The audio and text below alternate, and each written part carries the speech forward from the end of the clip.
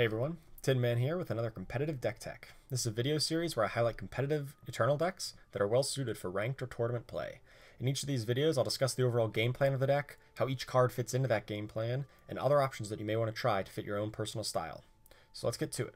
Today we've got Skycraggro, or Skycraggro for short. This is a fire and primal aggro deck that aims to play a lot of early aggressive creatures, back them up with effects like Cinder Yeti to help them get through, and also burn spells such as Rockslide, Torch, and Mortar to clear opposing blockers to make sure you can constantly get the opponent dead. It hits the ground running right from the start and doesn't let up until your opponent's life total hits 0. Let's take a look at the list. So we're running, in the 1-drop spot, we're running 4 Oni Ronins and 4 Pyroknights. Now this is actually slightly less 1-drops than most of these normal Skycrag aggro decks play. Obviously, you always want to be playing 1-drops on 1, but really your other options at 1-drop in these colors aren't so appealing. A lot of the more popular ones that other people play are Grenadin Drone and Snowcrust Yeti, and for various reasons, I don't really like those in this style of deck. Grenadin Drone is really, it doesn't have synergy with the rest of your deck. He's just 2 units. And 2 1/1s, you don't have something like a Bandit Queen or a Rally or any way to pump them up. They're really just 2 1/1s.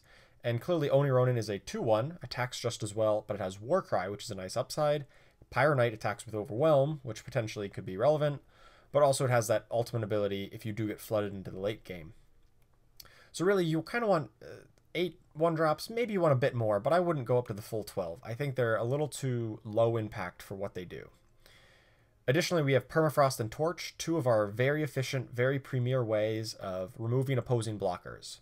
Both of these will hit almost anything that your opponent can play in the first 3 turns of the game at a mana advantage. You'll only spend 1 power, and you take out their 2 or 3 drop, and then you can continue the assault by also playing another 1 or 2 drop in the same turn that you play the Permafrost or Torch, so you guys can keep on getting in and keep on doing their damage.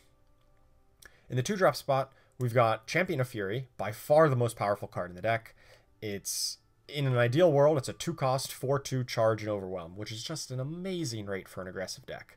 Even if you don't hit the perfect influence requirements in the first couple turns, in the mid to late game, you can just top deck one of these and he's a great 4 damage burn spell for only 2, and then they still have to deal with the guy who sticks around.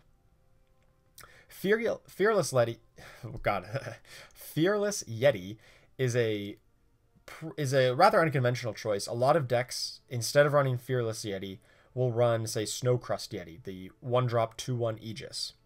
However, I found that unit to be fairly low impact. There's a lot of ways that Aegis is just not very relevant on a 1-drop. They're not going to really spend premier removal spells such as a Slay on a 1-drop. You generally have better things for them to hit with it, whether it be Champion of Fury, Rakano Outlaw, Cinder Yeti, etc. So that Aegis was often irrelevant, especially with less and less decks playing Lightning Storm in the current meta. And since we don't get to play crests in this deck, if you look over at our power base, we can only play seats, banners, seals, and sigils. We don't get to play the Skycrag crest. So we actually have some trouble keeping our draws consistent. And getting the extra scout for Fearless Yeti once, twice, or however often you can will really help to smooth out your draws so you don't draw too much power and you kind of draw the correct assortment of cards. So for that reason, I do like Fearless Yeti. He also can attack well into a lot of the early plays that your opponents may have. There's a lot of 3 health units that opponents play, whether it be Argenport Instigator,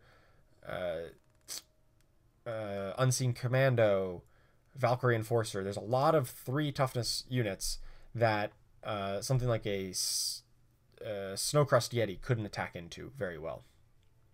We also have Rakano Outlaw, who's fairly uninspiring. We don't have any gunslinger synergies, but she's just a good attacker in the early game, giving Warcry, giving Quick Draw, and just a very solid 2-drop all around. We're also running Rockslide, which is not entirely common in the main deck, but given the recent uptick of aggro decks, I think it's justified to play some in the main. Maybe you don't need all 4, but some number I would definitely like in the main deck. It's really good against opposing aggro decks, especially, in the mirror match. If your opponents are playing Pyroknights and Oni Ronins, well, you can just get a solid 2-for-1 out of them. But you can also use it to kill a unit and pop an Aegis, or whenever they block one of your 2 or 3 attack guys, you can use it to finish off their blocker. Overall, it's a very versatile spell that has much more upside in the aggressive matchups, and a little bit lower impact and weaker against control decks. So tune it accordingly. If you're facing a lot more control decks, you may want to reduce the number on these. Cinder Yeti is one of the key parts of the deck to help facilitate, constantly attacking with your units. Things like Permafrost, Torch, Rockslide really help so that your early units will keep on getting through. They cannot be blocked very efficiently. Blocking against this deck is a rarity. Shogun Scepter is particularly good on units that have Overwhelm, which is Champion of Fury, Fearless Yeti, Pyroknight, or units that have Aegis, such as Vadius Clanfather. It just helps to keep your board going wide. It's just an all-around good card. The Warcry is kind of a secondary thought. If you do get Warcry on a massive unit, that's awesome, but it's not like you need the Warcry at all times. Vadius Clanfather is one of the better cards against the control decks, as he has Aegis. He's a good attacker on his own, and his ultimate is definitely a threat if the game is going long and your opponent isn't putting the game away. If they're just playing around with a bunch of removal spells, you can activate the Steel Fang Chakram, which makes it very difficult for removal or control decks to win, because now every single one of your threats is a huge threat. They have to hit removal on every one of your units, otherwise they're going to be taking a ton. Mortar is more of the same. It's essentially a beefed up version of Torch, although it does cost 3 more mana for only 1 more damage. That's okay. It helps to close out games after you've hit them initially and they start to stabilize. You have so much burn in this deck compared to other popular aggro decks like Rakano that really just have Torch as their only direct damage spell. You're running Torch, Rockslide, Mortar, and to an extent you can count Champion of Fury as another direct damage spell. And this deck also runs Soulfire Drake, another great way to close out the game if your opponent is kind of clogging up the board, removing all your threats. Just having more ways of immediately dealing damage is the way that this deck wins. The power base, I've kind of already touched on it. It's running Diplomatic Seal because we need all of our power early, all of our colors early rather, seats and banners, and an assortment of sigils. Once again, there's no crests in this deck, mainly because we're an aggressive deck. We want to hit a 1-drop on 1, a 2-drop on 2, a 3-drop on 3. We don't really have time to weave in a depleted land, even if it does help out our consistency. Oftentimes you might have like a 2 or 3 power hand, but if one of them is a crest, you're not going to hit your aggressive curve. This deck is one of the fastest aggressive decks in the format right now, and that's where it gets its advantage over things like Rakano, which are just a touch slower. Rakano has a bit better late game. They've got lifelink or lifesteal units. They've got bigger weapons. They utilize the war cries better. But the advantage of Skycrag here is that it's faster. It has more burn. It has a more consistent early game, and you really can't justify getting rid of that in order to play crests. So let's talk about some of the other cards that you might want to try out. So I mentioned that if you want to take out Rockslide, say, because you're playing against a lot of control decks, you might want to try Caleb's Choice. Caleb's Choice is... Actually, here, I'll pull it up real quick. Caleb's Choice is a great card against control decks because it gives you some good flexibility to counter things like Harsh Rule, Lightning Storm. You can destroy their like Auric Runehammer or whatever is bothering you from a control deck. Unfortunately, this card is hard to justify in the main deck because a lot of the aggro decks, this is just not a good card against. It inefficiently deals with some cards, such maybe it could counter a Torch, maybe it can remove a Permafrost or whatever else you might have. But really, it's not the card you want against aggro decks. But if you're facing a lot more control, I would highly recommend you put this in. I've also seen versions that run Ornate Katana. Generally, these ones that run Ornate Katana or Morningstar, other weapons, are a lot better whenever you're running more Aegis units, such as the Snowcrust Yeti that I decided against for this version. Obviously, this guy is great at holding weapons. Since he has Aegis, he's not easily removed, and if you pump up his power, he benefits from that more than a unit that could be easily removed.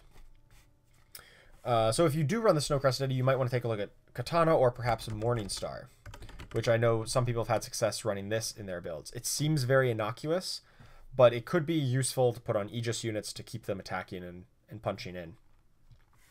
Additionally, if you need more reach against the mid-range or control decks, you might want to try something like Obliterate. This will help you to not only more burn, it's a better rate than say Mortar. It's 1 more power for 2 more damage, and also has Overwhelm. It can also be used to answer a really problematic card for this deck in Sandstorm Titan. That card is actually quite good against us. Sandstorm Titan, here I'll pull it up.